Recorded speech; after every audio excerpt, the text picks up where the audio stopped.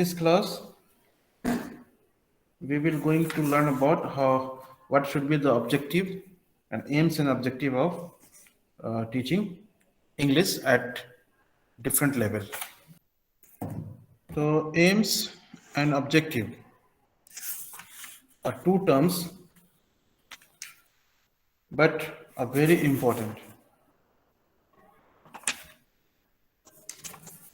आपका लेसन कहाँ जाएगा, where your lesson should go, will depend more on the objectives you set, because each objective you set will lead some changes in your student. तो हम काफ़ी careful होते हैं about setting the objective. Aims are very larger, broader terms,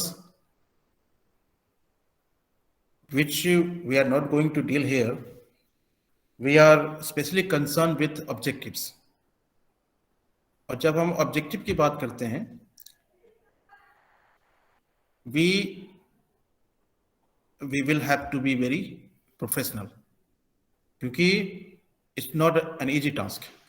हम कुछ भी set कर लेते हैं, कुछ भी कह लेते हैं कि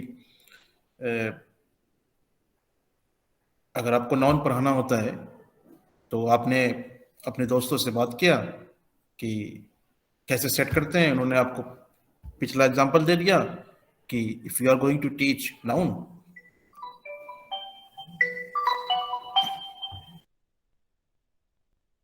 तो if you are going to teach noun, just setting an objective के हमें ये पता चल जाए कि बच्चे नाउन डिफाइन कर सके. द लर्नर शुड बी या will be able to define या will be able to know the definition of noun या should be able to define noun. और आपने आगे कुछ और भी उसमें सेट कर दिया है कि will be able to distinguish between concrete and abstract noun. और नाउन में कई तरह के कंपोनेंट हैं, कई टाइप्स हैं, आपने उसमें इंक्लूड कर दिया will be able to make plural nouns from singular noun. So you are setting three objectives. These three objectives are very large in the sense of covering what you are going to teach. कि आप पहले कह रहे हैं कि student will be able to define noun, और फिर आप कह रहे हैं दूसरा कि student will be able to distinguish या differentiate between concrete and abstract noun. और फर्दर आप एक और ऑब्जेक्टिव बना रहे हैं कि student will be able to make या form plural from singular noun. ठीक है, तीन ऑब्जेक्टिव हैं और काफी ब्रॉड हैं. और इन अ सिंगल प्लान ज्यादातर जो देखा गया है कि जो स्टूडेंट हैं वो जो ऑब्जेक्टिव सेट करते हैं, they have so many objectives, but the content they offer या the content they come with in the class are not according to the objective set by. तो हमें बिल्कुल जो हमारा ऑब्जेक्टिव होता है वो बिल्कुल स्पेसिफिक होता है, एक्यूरेट होता है और अचीवेबल होता है. वो हमारा ऑब्जेक्टिव ऐसा नहीं होता है कि वी जस्ट इमेजिन कि हम ये कर लेंगे. बिल्कुल रियल ऑब्जेक्टिव हम सेट करते हैं और उसको हम क्लासरूम में अचीव करने की कोशिश करते हैं. बट क्या है, देखा गया है कि हम ऑब्जेक्टिव तो बहुत सेट करते हैं, लेकिन हमारा जो सब्जेक्ट कंटेंट है, जो लेसन कंटेंट है, वो एज पर द ऑब्जेक्टिव नहीं होता.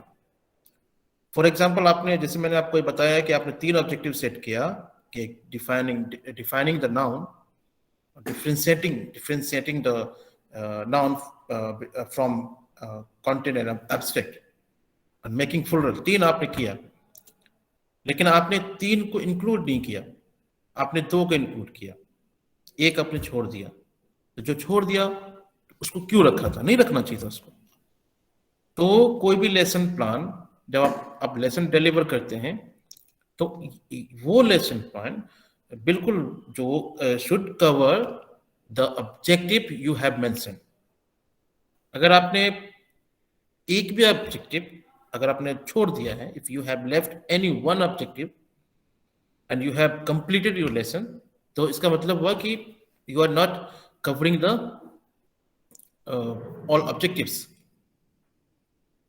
तो ऑब्जेक्टिव जब हम सेट करते हैं तो हमें काफ़ी केयरफुल रहना होता है, क्योंकि यही जो ऑब्जेक्टिव होता है जो कि आपको आगे की तरफ आपके लेसन प्लान को आगे की तरफ लेके जाता है, और जो भी रिक्वायर्ड बिहेवियरल चेंज जो हम अपने बच्चों में लाना चाहते हैं, वो यही ऑब्जेक्टिव जो है लाने में हेल्पफुल होता है। तो सबसे पहले इसमें दो चीज है, एक तो ये है कि how to set an objective और how to write an objective, और दूसरा ये है कि how to write objective specifically for English learners. तो ये दो चीज है। पहले तो आपको जानना पड़ेगा कैसे हम ऑब्जेक्टिव लिखते हैं, ये बहुत अहम है। अभी आपने पीयर टीचिंग किया होगा, वहाँ ने आपने ऑब्जेक्टिव सेट किया होगा, और जब आप पीयर टीचिंग के ये आप जब लेसन प्लानिंग आप करेंगे तो वहाँ पे पूरा का पूरा, हालांकि यहाँ पे आपको सब कुछ बता दिया गया होता है कि हम एक लेसन प्लान में दो तरह के ऑब्जेक्टिव डालते हैं, एक जनरल होता है, एक स्पेसिफिक होता है। तो वो भी हम बात करेंगे, लेकिन आगे बात करेंगे। अभी अभी जो है हमारा लेसन बिल्कुल ऑब्जेक्टिव पे ही रहेगा कि क्या ऑब्जेक्टिव हो सकता है इंग्लिश लैंग्वेज टीचिंग का। तो अगर हम सिर्फ थोड़ा सा जो हम इस पे बात कर लेते हैं कि हाउ टू राइट ऑब्जेक्टिव्स। तो इसके लिए क्या है कि आपने ब्लूम्स टैक्सोनॉमी का आपने नाम सुना होगा, और आपने साइकोलॉजी में इसको पढ़ा भी होगा, और ऑलमोस्ट ज़्यादातर लेसन जो है इसी ब्लूम्स टैक्सोनॉमी पे बनाए जाते हैं। जो ऑब्जेक्टिव हम सेट करते हैं उसमें हम ब्लूम्स टैक्सोनॉमी को जरूर मेंशन करते हैं, कि मतलब कि ऐसा नहीं कि आप कुछ भी सेट कर दिया, ऐसा नहीं होता, बल्कि बिल्कुल स्पेसिफिक होता है, और वही हम ऑब्जेक्टिव डालते हैं जो कि अचीवेबल हो। ऐसा ना हो कि फार फ्रॉम अचीवेबल हो, ऐसा ना हो कि हम उसको अचीव कर नहीं पाए और हमने उसको डाल दिया।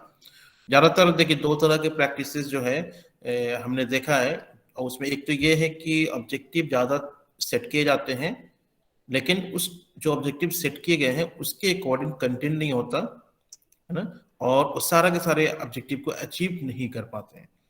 दूसरा जो हमने देखा है वो ये है कि जो प्रोस्पेक्टिव टीचर है, मतलब आप जब आप लेसन प्लान बनाते हैं तो वहां पे आप अपने नॉलेज को फोकस में रखते हैं, कि जो आपकी लेवल है, जो आपकी नॉलेज है, आप उस पर फोकस करते हैं। आप जो आपके स्टूडेंट है आप उस पर फोकस नहीं करते।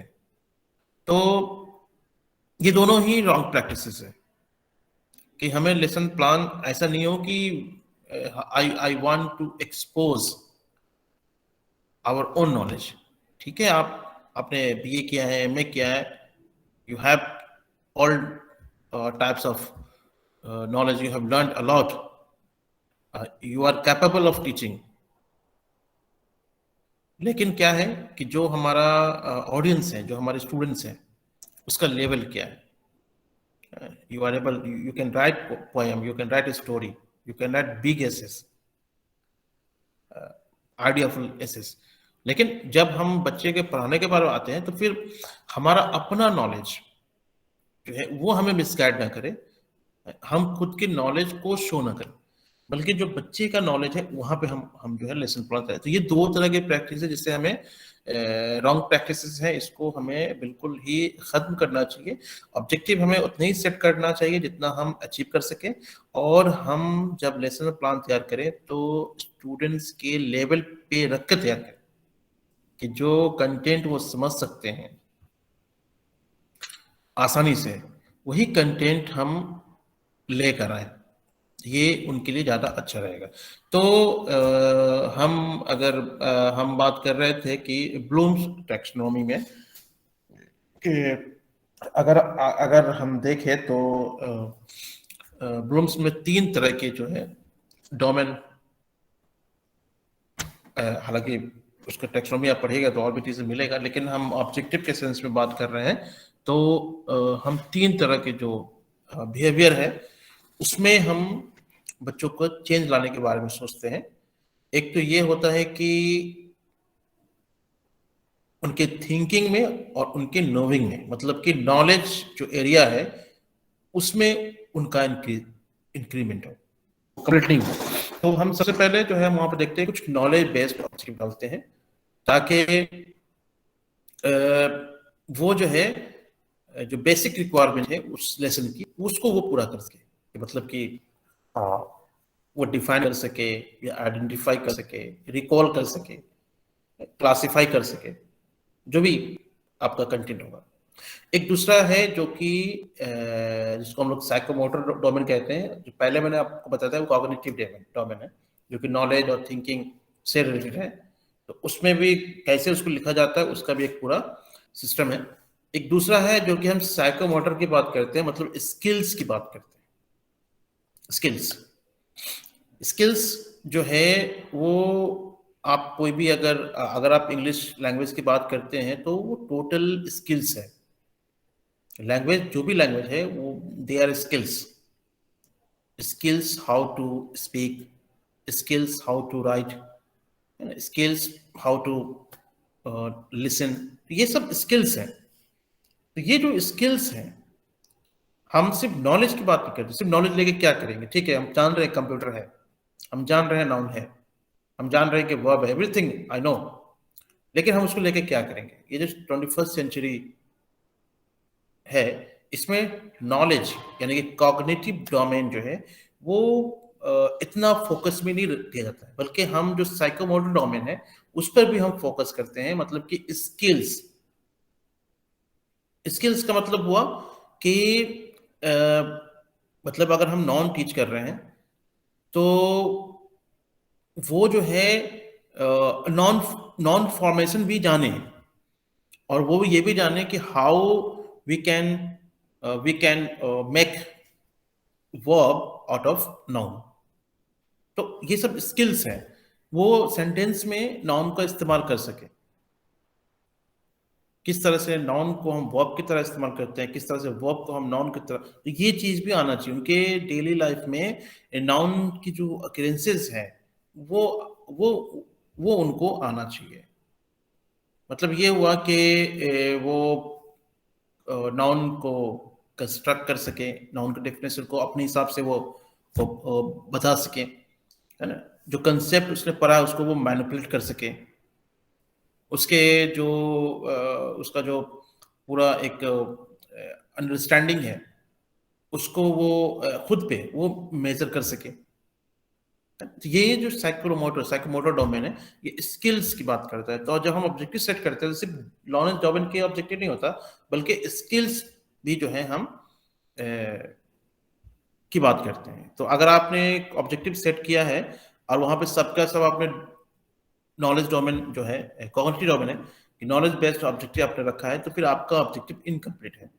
तो आपको ऑब्जेक्टिव ऐसा सेट करना है कि उसमें नॉलेज बेस्ड भी हो, नॉलेज जो कॉग्निटिव डोमेन है उससे भी आए, साइकोमोटर डोमेन उससे भी। एक तीसरा है अफेक्टिव डोमेन, जहां पर हम एटीट्यूड की बात करते हैं,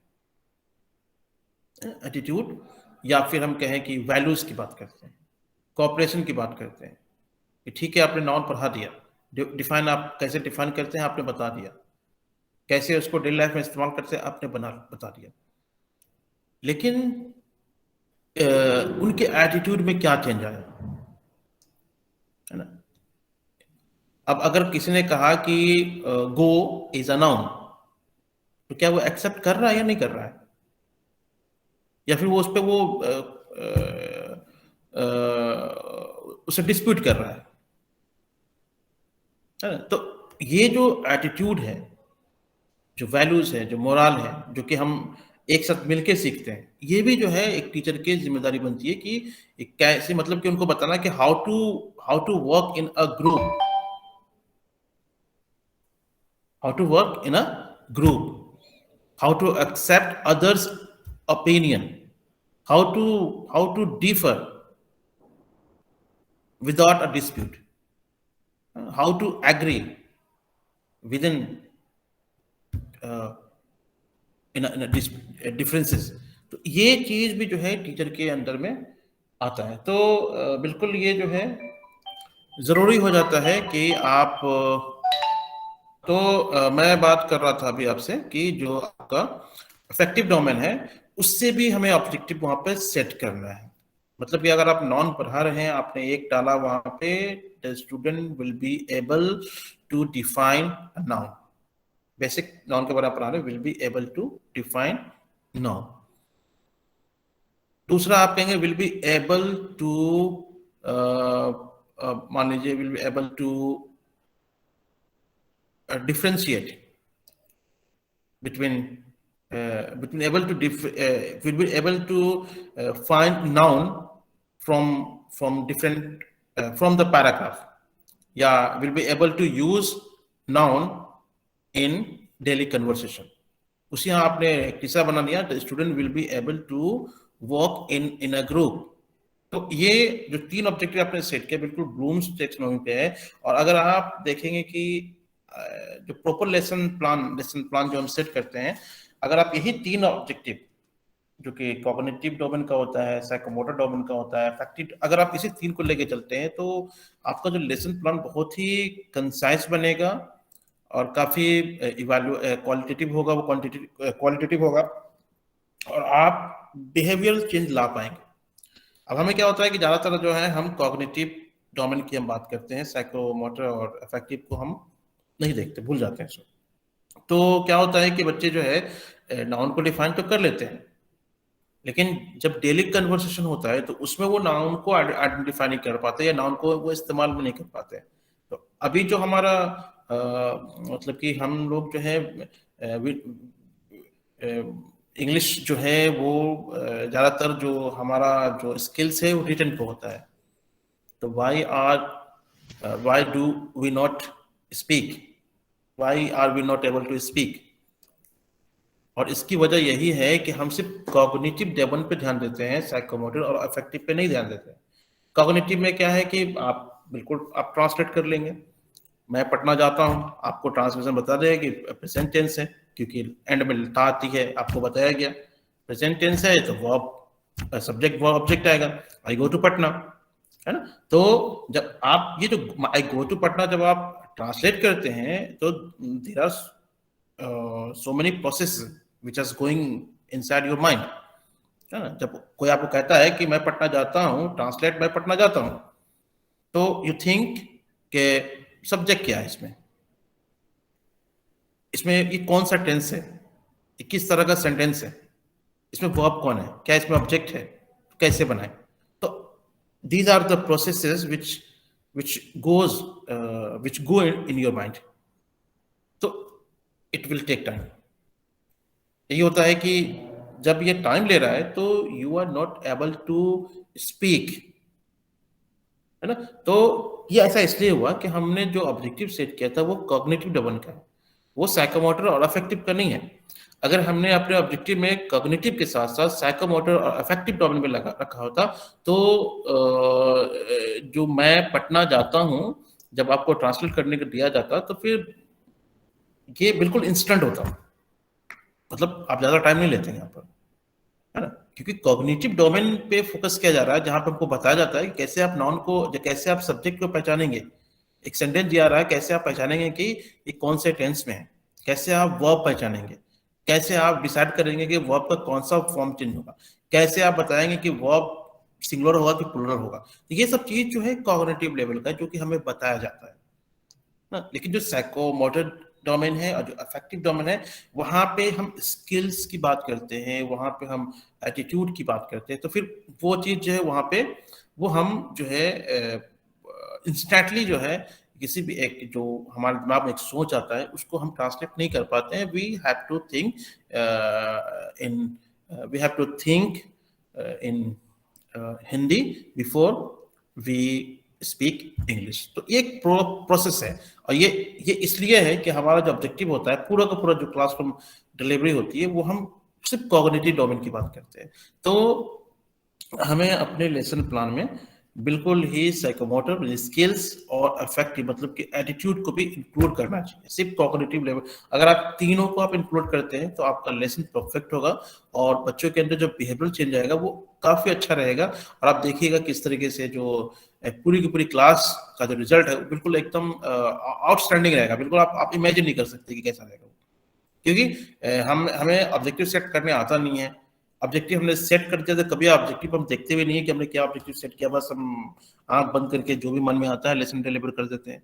तो बिल्कुल टीचिंग जो है ऐसा नहीं है कि बस आना है क्लास के अंदर और जो भी हमने घर पर बैठ के तैयारी करना है उसको मतलब कि उगल देना है ना. तो ना तो बच्चों को हमें मोटा बनाना है कि नहीं, आप खुद को मोटा बनाइए. कहने का मतलब है कि अगर आप इम्प्रॉपर डाइट लेंगे तो जाहिर सी बात है कि आपका हेल्थ अफेक्ट करेगा और आप जो है ओबेसिटी के शिकार हो सकते हैं. तो अगर हम इम्प्रॉपर लेसन प्लान क्लास में लेकर जाएंगे तो हमारे स्टूडेंट जो है उनकी लर्निंग अफेक्ट करेगी. और अगर उनकी लर्निंग अफेक्ट हो रही है इसका मतलब ये हुआ कि वो they are full of knowledge but they will not be able to apply that knowledge in their daily conversation. तो हमारा ये जो 21st सेंचुरी है वो स्किल्स की बात करता है, एटीट्यूड की बात करता है, ना कि सिर्फ नॉलेज की बात करता है. क्योंकि नॉलेज तो पूरा भरा पड़ा है. आप इंटरनेट पे टाइप कीजिए नाउन और देखिए आप जो सर्च करेंगे ब्राउज करेंगे तो फिर पूरा जो है आपका वो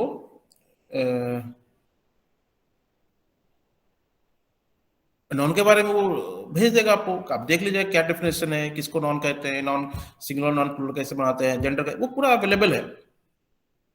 लेकिन इंटरनेट क्या बात नहीं करता, स्किल्स की बात नहीं करता, एटीट्यूड की बात नहीं करता, वैल्यूज की बात नहीं करता, कैसे वैल्यूज इनकलकेट होना है, कैसे एटीट्यूड फॉर्म करना है. वहां पर नॉलेज है, ये सब चीज नहीं है. तो नॉलेज के लिए तो पूरा इंटरनेट भरा पड़ा है. लेकिन जो दो है स्किल्स, एटीट्यूड, वैल्यूज, मोरल, ये जो है एक टीचर ही आपको बता पाएगा. दैट इज वाई कि जो हम कहते हैं कि teachers are more important than internet. बहुत सारे बहस हुए इस पे. तो इंटरनेट जो है आपको आपका जो कॉग्निटिव डोमेन है उस पे वो आपको मुकम्मल कर देगा. लेकिन जहां पर स्किल्स की बात है और ये एटीट्यूड की बात है तो you will need a teacher to help you form your skills और एटीट्यूड. तो ये जो जितनी भी जो मैंने आपको बताया इसको अचीव करने के लिए कुछ वर्ब, एक्शन वर्ब जो होता है वो बताया गया है कि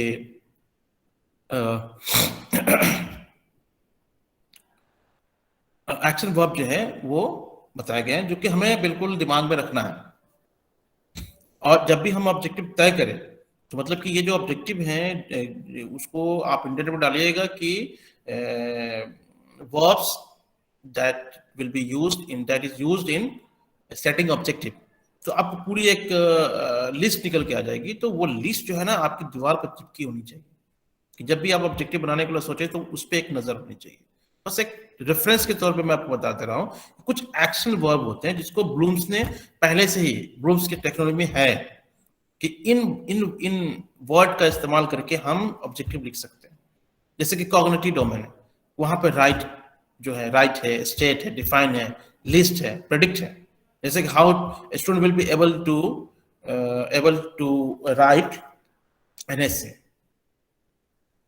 या student will be able to state the problem found in daily life suppose कीजिए, या will be able to define noun, pronoun, tense, anything. You will be able to enlist the concrete, abstract, material nouns from the following paragraph.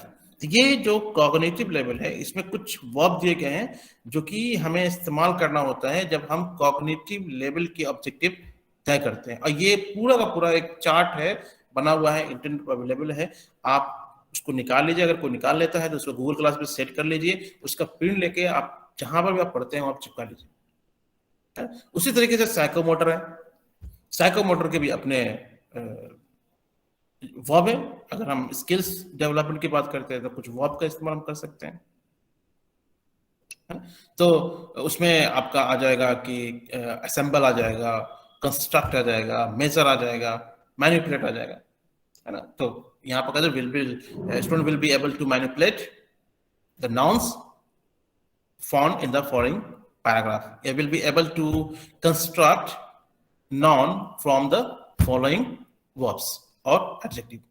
तो ये जो है skills की बात है, ये पूरा चार्ट है, इसको आपको होना चाहिए। उसी तरह से अफेक्टिव डाउन में भी कुछ वर्ब के बारे में जिक्र किया गया है, जहां जो कि हम अगर एटीट्यूड की बात करते हैं तो वहां पे उसका इस्तेमाल कर सकते हैं। जैसे कि student will be able to accept या will be able to listen, receive, perceive, decide, influence, derive, determine, and be aware of, है ना। तो या जैसे कि आपने आर्टिकल पढ़ाया तो आपने लिखा कि will be able to, student will be able to will be able to identify where a or an should be used।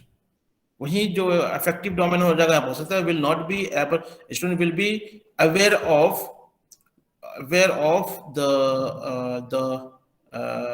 the words or terminology where an article should not be used। आप ये कर सकते हैं। या will be able to appreciate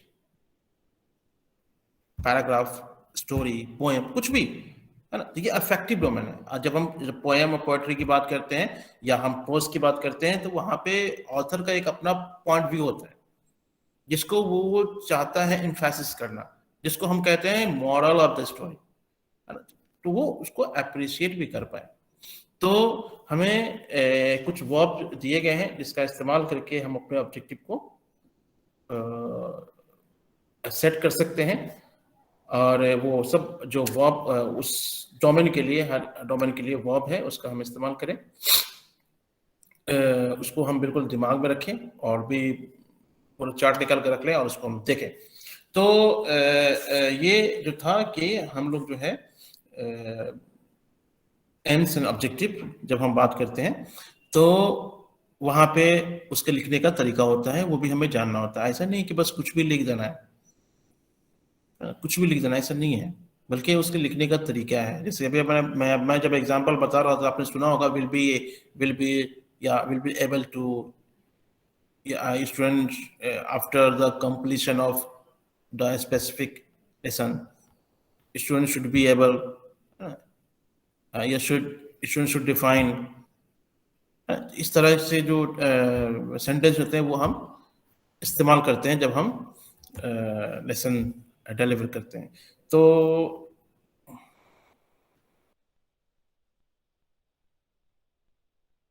हाँ, हमारा जो है आज हमने आपको बताया कि कैसे हम ऑब्जेक्टिव तय करते हैं। एक दूसरा लेसन लेंगे इसमें हम क्लास में, आपको हम बताएंगे कैसे हम स्पेसिफिकली इंग्लिश में जब हम प्रोज पढ़ा रहे हैं, पोएट्री पढ़ा रहे हैं, ड्रामा पढ़ा रहे हैं, whatever type of prose we are teaching, क्योंकि व्हेन यू टीच ड्रामा और ऐसे तो ऑब्जेक्टिव विल डिफर, एक ही तरह का ऑब्जेक्टिव नहीं बनेगा।